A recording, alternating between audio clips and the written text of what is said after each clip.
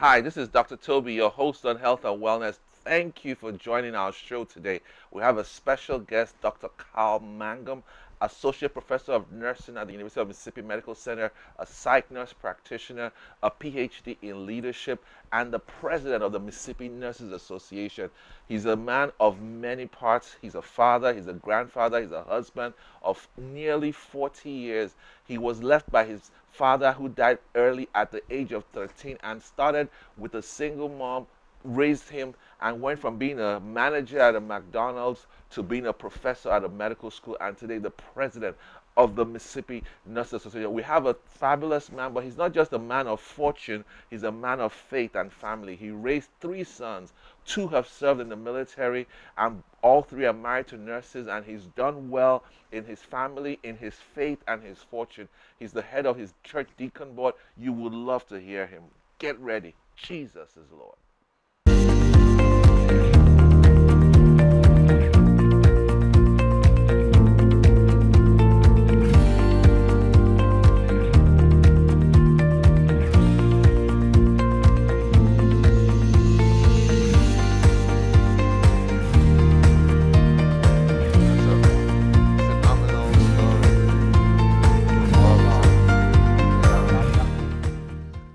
Hi, this is Dr. Toby, your host on Health and Wellness. Thank you for joining us. Don't touch that dial. We have a great show with Dr. Carl Mangum.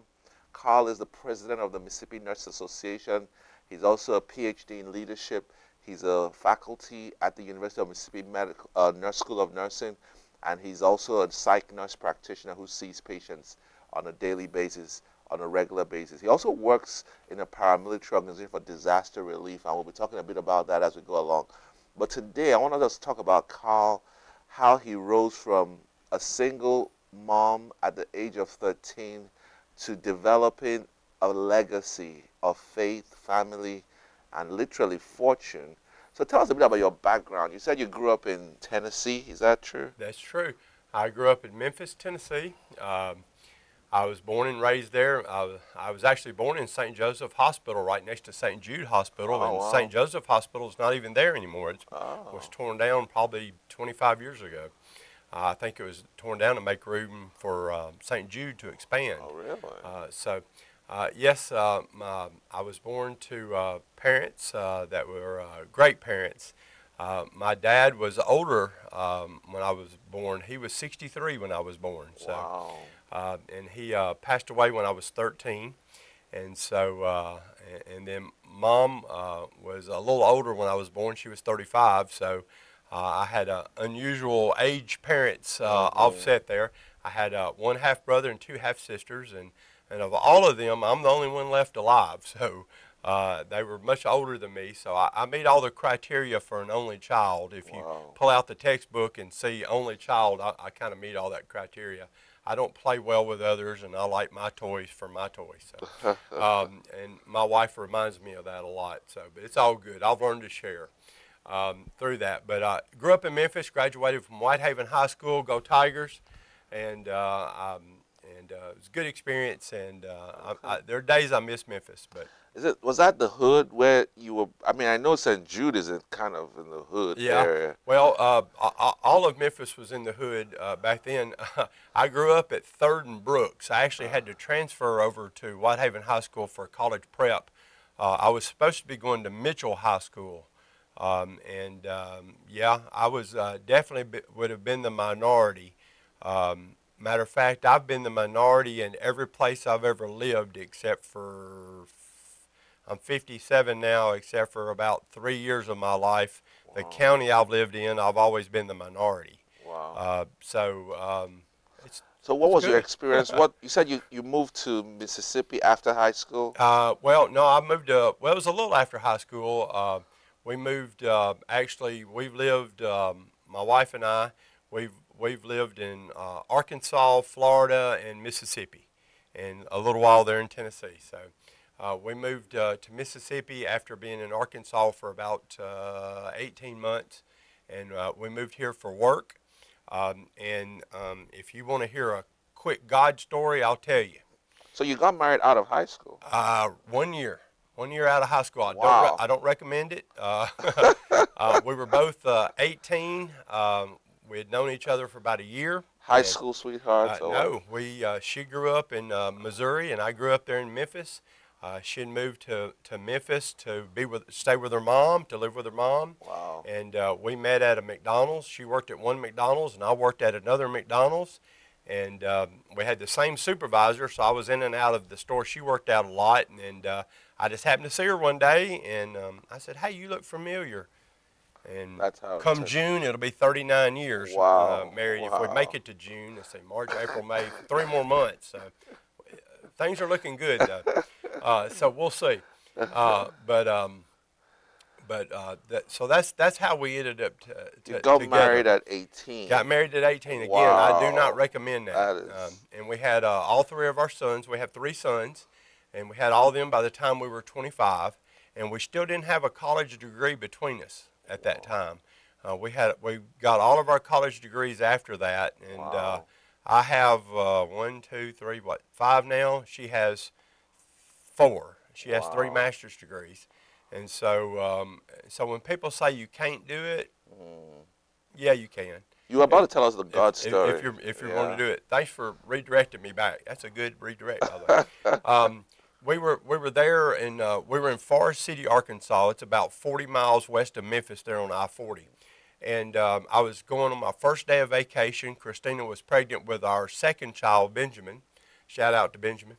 And first day of vacation in like, I don't know, 3 years.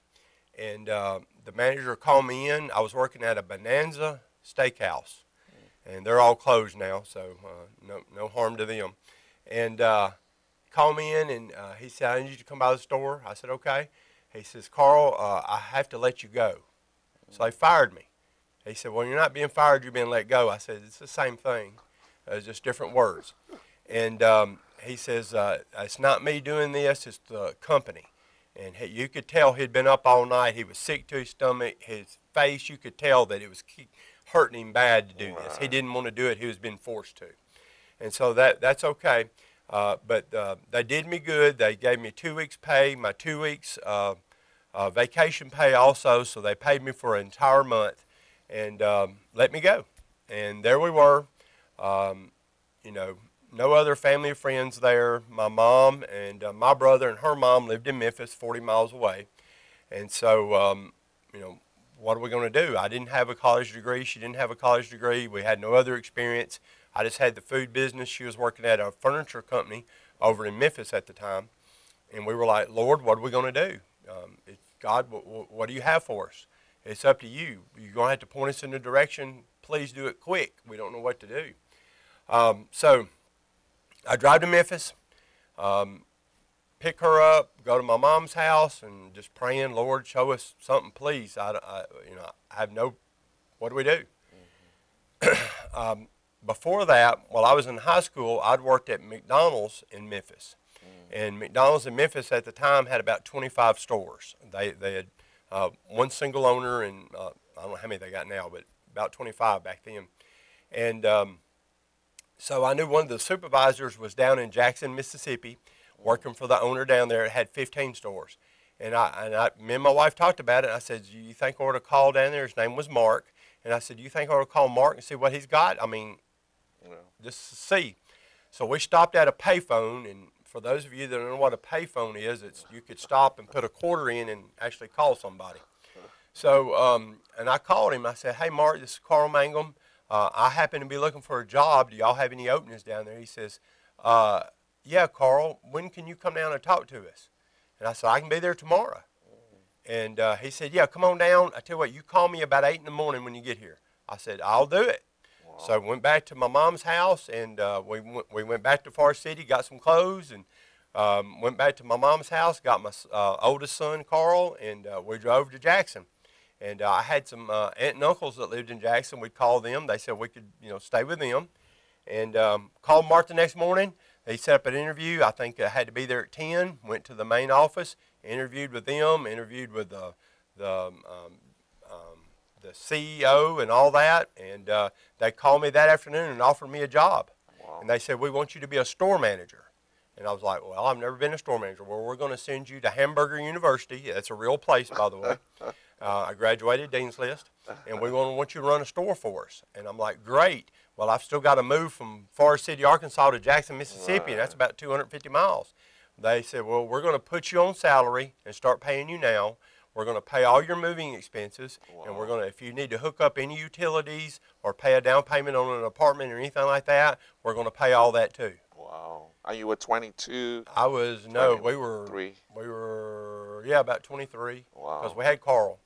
And so, so I went from being fired one day to having a job by 5 o'clock the next afternoon. Wow. And all my expenses were being paid to move that 250 miles, everything, and my expenses to set up a house or an apartment. We got an apartment in the new city was being paid. Plus, I was starting to draw a salary, so I only missed pay for 2 days. Wow. And all of it happened just like that. It was all God. It was nothing that I did. I'm not special. Right. It was all the prayer that went into it for that, even for that short period of time. So, do you think God wanted me in Jackson, Mississippi? He did, because He fired me from that one job. He arranged for me to be released, although I wasn't fired per the manager, and He immediately set up for me to have transportation and moving expenses paid and a salary into Jackson, Mississippi. Now, He didn't keep me in that job. That's just how He got me there. Wow. So how long were you in that job? I was in that job for several years. I was the manager of the McDonald's outside the Metro Center. Oh, wow. Very busy store, one of the busiest stores in Mississippi. Wow. And then that owner sold out, and then they sold it to different stores, and then I actually went to work for Popeye's Fried Chicken. So I've even sold hamburgers, and I've sold fried chicken. And then I was Is that the one on I-55? No. No, I was... the Popeyes? I had the Popeyes on County Line Road. Okay. And then the last Popeyes I was at was High Street. It's now the Cookout hamburger place. Right. But the last Popeyes I was at was at High Street. So you went from being a manager of a McDonald's to being a PhD, faculty, president, Mississippi Nurses Association, 20, 30 years. So let us hear the story between that. Well, God got me to Mississippi because He wanted me to do the rest of this stuff. There's no doubt in my mind I'm doing exactly what I'm supposed to do, and it's all God ordained. No doubt in my mind, and nobody can convince me differently. What happened, I was still working at Popeyes, making, $35,000 plus a year, had those 3 little boys, and I was killing myself working 80, 90, 100 hours a week. Wow. I was like, man, I can't keep this up. How are we going to continue to pay bills? How are we going to, it wasn't working. I was like, Lord, what can I do different? Show me something different. So I kept seeing these ads in the paper for nurses, $25 an hour in New Orleans. And I was like, okay, I could do $25 an hour. Back then, I was like, of course, you wouldn't do it now, but, back then you would. And I was like, $25, man, that's a lot of money. And I was like, man, that's like double, triple what I'm making now, yeah. And I was like, yeah, I could do that. So I was a big fan of the show Emergency back in the early 70s about L.A. County paramedics and firefighters. And I was like, I always wanted to be a paramedic, so nurse, that's close, and surely I can do it. Can't be that hard. Well, it is. And so I prayed about it a lot. I had a good friend of mine at church. His name was Dr. Victor Yon. He was a family doctor. He had seen my family. He's deceased now. The same church you attend now? No. Oh, this is a different church. Different church back then. And he passed away. He got killed in a car accident. Oh. And God love him. He's a good man. He was a very good man. I talked to him about it, prayed a lot, and I talked to my family and talked to Christina about it. And they said, go for it. And I said, God, if this is what you want me to do, open up the doors. Wow. And He did. He opened up the doors. I got to go to Hinds Community College there. I enrolled in their AD nursing program. I worked full-time while I was in school. AD means they might not know what AD is. Right, an associate's degree in nursing. So that means you started from the very bottom. Right. Right. It's at a junior college or a community college in Mississippi. They're called community colleges. And so it's the AD program there. It's a 2-year program. I remember getting my acceptance letter the day before Thanksgiving that said I would be starting in January. And man, that was a good Thanksgiving. Was the fees exorbitant, the school fees? No, it's not that bad because it's community college. Right. And you come out with an AD degree. You still have the same RN license. You just don't have a BSN. And for most places, the starting pay is the same. But there are some places that once you get the BSN, you'll get a raise. Or like at State Hospital, BSNs get to be promoted faster and things like that, leadership positions and things like that. So there are differences depending on where you work. But I was able to get that AD degree, and I'd signed a contract with the Mississippi State Hospital at Whitfield, which is the largest psychiatric hospital in the state. And at the time, per Joint Commission, it was the largest psychiatric hospital in the country at that time in the mid-'90s. And so I'd already signed a contract with them, and so when I got out of school, I had a job waiting on me, and I went to work on night shift there in a receiving building there at State Hospital. What did you do during the daytime? In the daytime, I slept. Oh, okay. I thought you said you went back to McDonald's. No, I didn't. And I did that for a couple of years, but I also worked at Baptist Hospital in Jackson because while I was in school, I worked there 40 hours a week, mostly on weekends as a tech. And so I was honing my skills of stuff, of the medications, and the nurses were quizzing me because all of them knew I was in school and they were wanting me, And actually the day after I got my license, they switched me over to an RN, so I worked PRN for them. Wow. And so I would work like, 3 to 11, and then I would drive out to State Hospital and work all night. So it was a good thing. And then after a couple of years of that, I decided that I needed to go in and get my BSN. And back then, the BSN program at the University Medical Center was every other weekend, Friday and Saturday. Wow. And so I applied for that, got in, and the hospital worked with me so I could do that. Finished that in a year. Where were you living during this time? In downtown Jackson? No, we were living in South Jackson. South Jackson. Mm-hmm. So your kids went to public school? Yes, in public school. Your wife had left her job in Arkansas with the furniture company. Right, and obviously. When she moved down here, she just had different jobs, but by then she had completed her undergraduate degree, and then she had completed a master's degree, and she was actually teaching school. From which university?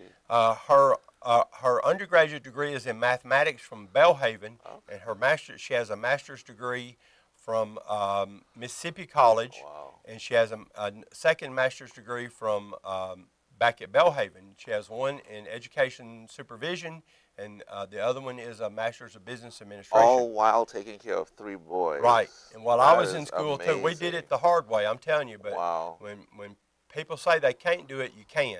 God blessed us. Wow. God fed us, gave us sleep, and kept us from killing each other, basically. And so you can do it. And then when I finished my BSN, 10 days later, I went straight into that master's program.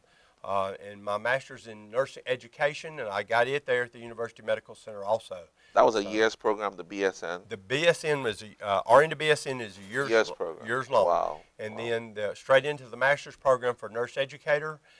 Did that, and as soon as I got through with that, after 2 years, it was 2000, and I started work at the University Medical Center as an instructor in the School of Nursing. And then exactly that summer, I had off, and then I started into the PhD program at the University of Southern Mississippi in Hattiesburg, and started that program.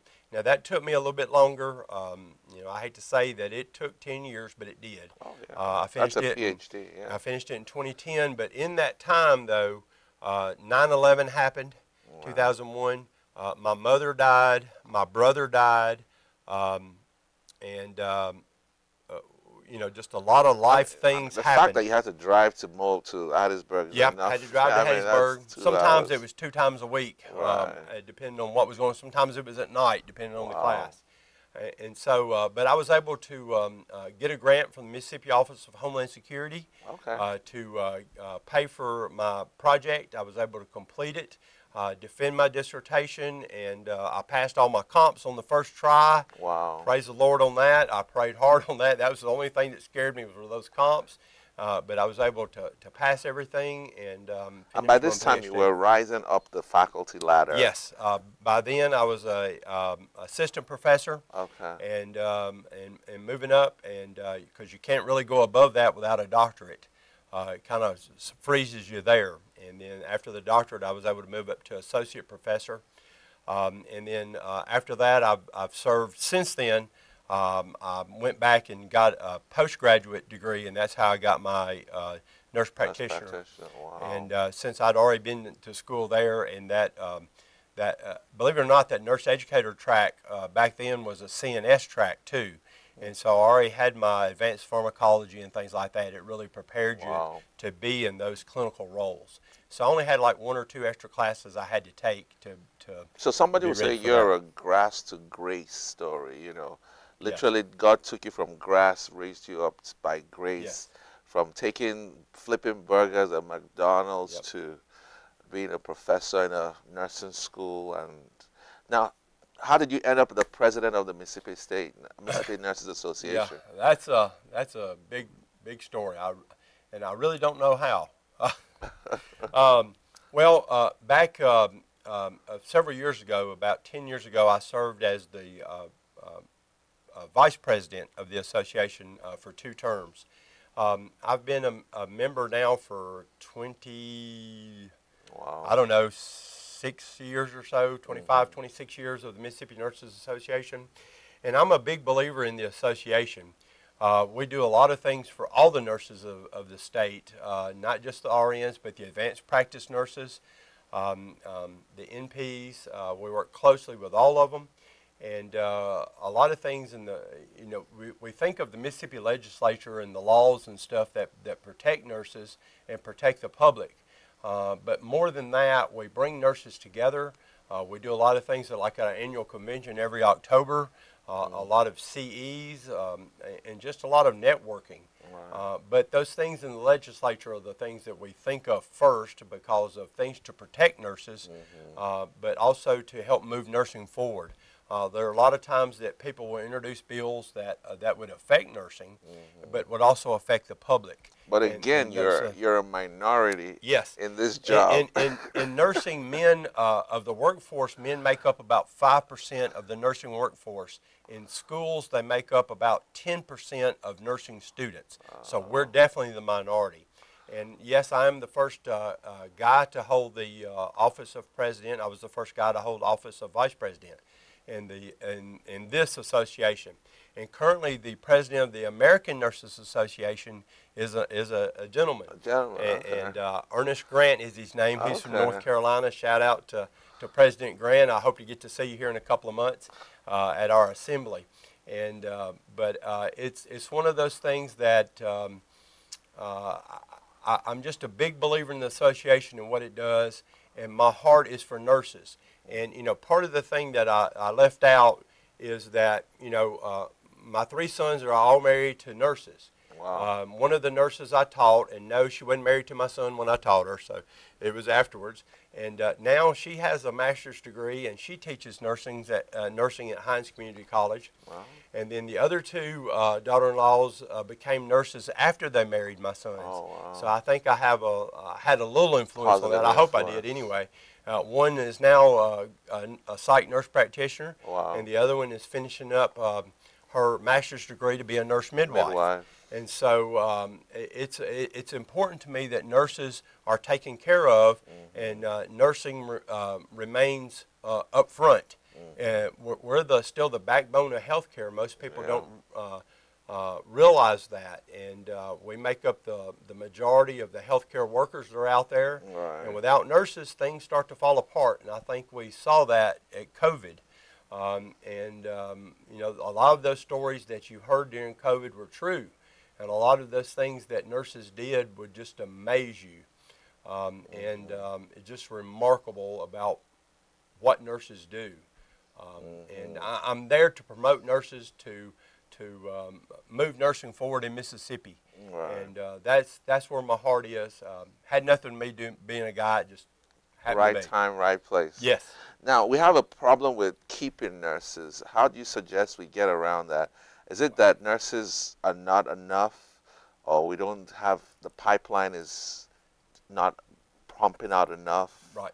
or they get burnt out too early? What is the reason we can't keep nurses in our Well, clinics, hospitals? currently, right now, today, the issue is twofold. Number one is the money that's being paid to the travel nurses due to COVID and the shortage that's going on around the country.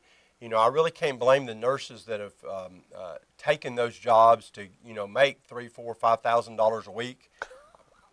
I can't blame them at all. Many of them, their spouse or significant other lost their job due to COVID, and they had to all of a sudden start covering two salaries. Right. And so I can't blame them at all. You know, if I wasn't where I was at in my career so far down the line and I was younger, I probably would have done the same thing. So I can't, you know, nobody can knock anybody for making more money when they have the opportunity. But at some point, that money's got to run out, and people will have to return back to some regular jobs, so to speak.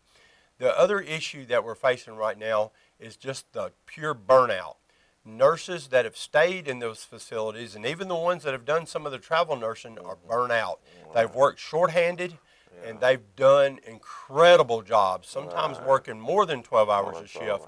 And the things they've had to put up with, just being shorthanded, being yelled at.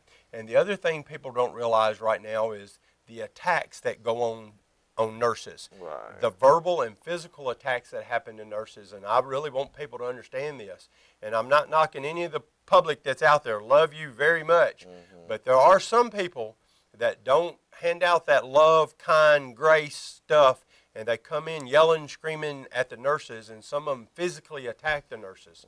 And a lot of areas now that it's a federal offense. It's a felony if you attack a healthcare worker, a nurse, or a first responder. And you can go to prison for it. But in saying that, the attacks on nurses have definitely shot up. And a lot of it has to do with the frustration of COVID, the depression, the anxiety that's went on with that. And we understand what people are going through.